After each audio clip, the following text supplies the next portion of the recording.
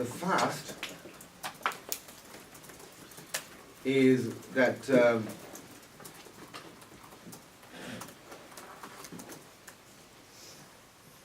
Prophet ﷺ told a person who was being invited by his brother or his friend, his companion, to eat with him. So someone invited another person to eat with him, and his response was, "Inni sa'imun nafil." I've got an optional fast, I'm fasting, so I can't join you, I can't eat with you. The Prophet ﷺ said to that person that your brother has made this for you, and he's gone through the effort of preparing a meal for you. So break your fast, eat with him, and make it up on another day. So, and that's narrated by Imam Daraqutni in his Sunan. And so it is actually a means of additional reward. That if someone, for example, has gone through an effort to prepare a meal for you, and you have a nafil fast, basically to not to hurt that person's feelings or to actually honor his request, would be additionally rewarding, providing that you make up the fast on another day. Right? So you will get a lot of additional reward by doing that. So based on that, and also the verse as well, وَلَا تُبْطِلُوا أَعْمَالَكُمْ, do not invalidate your actions. It is understood that any optional act of worship, once it has been commenced, becomes wajib to complete. Because by not doing so, you would have then wasted that effort. Next thing, in terms of any optional prayer, وَتَجُوزُ صَلَاةُ النَّافِلَةِ قَاعِدًا مَعَ الْقُدْرَةِ عَلَى الْقِيَامِ. Imam Saghaji, rahimahullah ta'ala, he tells us that nafil prayer, optional prayer, is permitted sitting down, even if you are able to pray standing up. So even if there's nothing physically preventing you from praying standing up, it is permissible to pray sitting down. يَقْعُدُ كَمَا فِي حَالِ التَّشَهُدِ. You should sit the way you sit for tashahhud, for tahiyyat.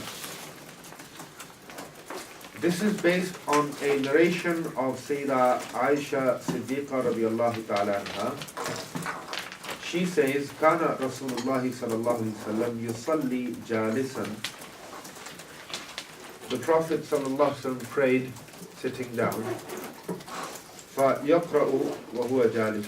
And the Prophet صلى الله عليه وسلم prayed sitting down. He did his recitation while he was sitting down.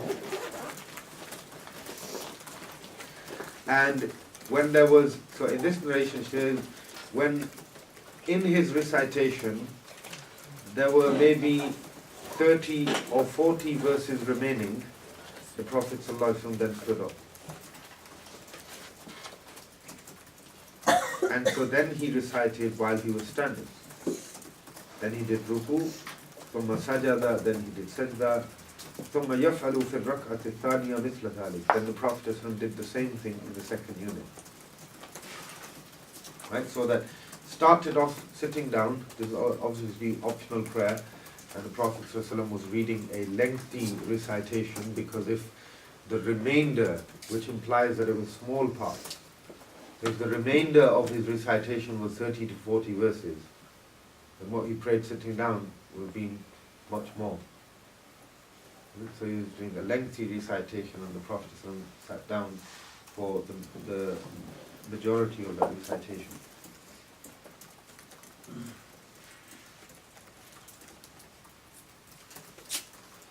That particular hadith is narrated by Imam Muslim in his Sahih.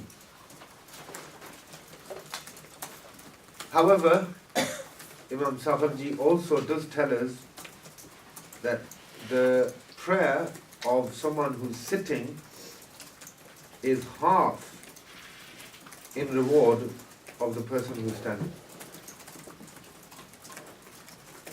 So you can pray optional prayers sitting down, but you will only acquire half the reward that someone standing will get.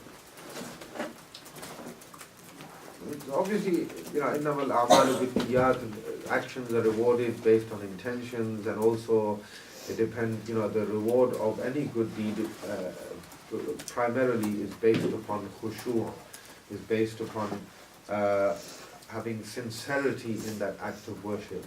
But this is talking about if there were two individuals who had prayed an absolute and complete prayer, one sitting, one standing, then the one who's sitting would have only half the reward of somebody who's standing.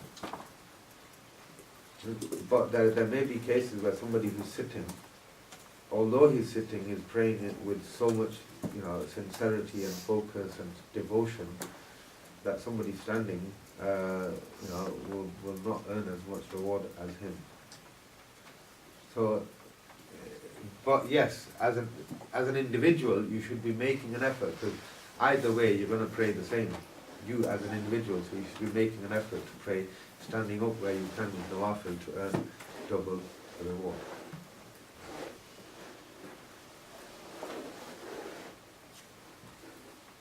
And so Abdullah bin Umar radiallahu anhu, he says, narrating from the Prophet sallallahu alaihi wasallam, that Salatul Rajuli qa'idan nisfu salat. A person who is praying sitting has his prayer is halved in terms of reward. And so he then says that I came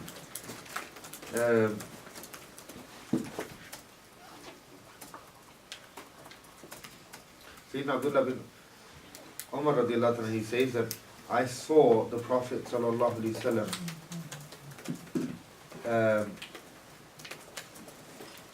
praying sitting down.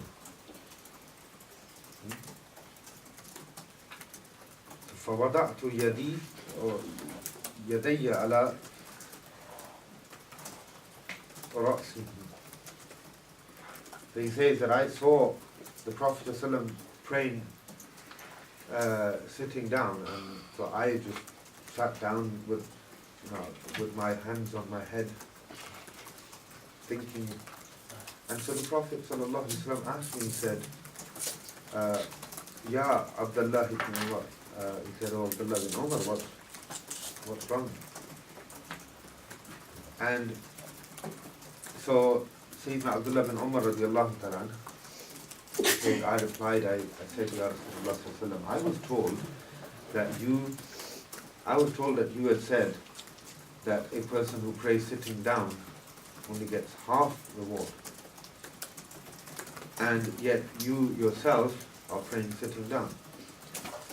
And so the Prophet sallallahu alaihi wasallam replied, and he said to him, yes, I did say this. So he said, Ajal, yes, I did say this.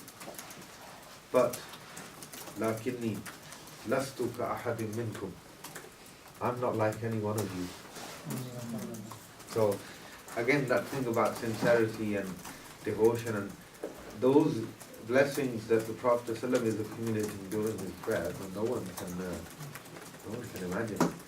So he's saying to Abdullah bin Umar, a very prominent Sahabi, saying, I'm not like any of you. My affair, my matter is different. Stop there. Any questions? The remaining units of Jummah, obviously we covered the four after Jummah, and then there were two with some other reading, and there's two as well. Where would they be? We'll wait till we get to the end, but essentially that can be taken from the narration regarding Zohar anyway, because Jummah, remember, is prayed as an alternative to Zohar. that day on the Friday. No? Will we cover missing sunnah as well? In terms of, we obviously covered Fajr and Qadar. Will we cover the optional? I'll come to that in the next section.